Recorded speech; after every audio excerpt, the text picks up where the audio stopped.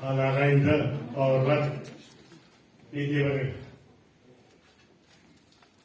байрақтың ұрпағымын Молика Байының Асқардың Жәңгірдің байрақтың Боғанайдың барағының еден сол бәйтерек менің әжемнің есімде қалғаны Нарынқұм Шырақтан қазғанда шығатын тұщы суын дейді. Содан кейін балаларым бізде 19 жылға айнақта керек десең байрақтың деп отырып алып, мен бұған едім, мен бәленшем деген біреудері кездестірдім. Олардың бәрі жерге қалғанда. Өзім жеті атам әкем жазып кеткен. Барақ, Бөгенбай, Шежінбай, Саржігіт, Ержігіт, Мұратқали, Исламғали дейді әкем осылар ғана. Жеті атам бар.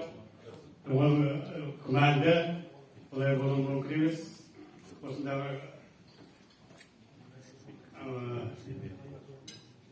ағайындарымыз бар, Барақтан солардың кезінде жазып кеткен шежесі болған екен.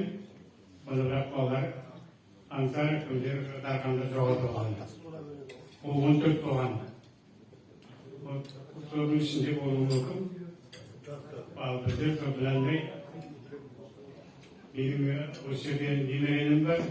Айман деген біздің кезінде ежігіт атамыз жесірде жатқа жібермей жерді салып беріп бауырын алған Нәжім деген атамыз күні кешеге дейін Мұратқали атаммен екеуі бір шаңырақта бірге өсіп бірге осы ұрпақтар атты. Бұдан жалғыз бала елеусізден 4 бала 5 бала бір қыз бар. Мен солар жеті ата сұрайды, менің берерім жоқ. Бірге ұрыққанда. Тағы да сондай ағайындар болар. Фамилиядан ағайы білмейтін. Солардың бәрі алыс екен, жеті атасы түгендесі екен, ұрпағымыз жеті атасын біліп, шежіре біліп, қазір балабақшадан бастап бәрі сұрағандар ғой. Соған бір кетсек, көзір болса екен деп, сондай бір ағайынның бәрін басып, осы отқасын жерден баламызға көп рахмет.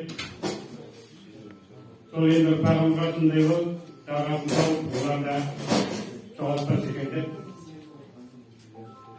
мынандай бас қосқаным ұзағынан болғай, баршаңызға да денсаулық, жанұяңызға амандық тілеймін.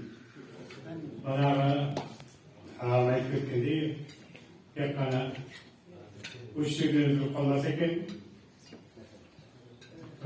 жоқ жеті аталарымыз табылса екен деймін.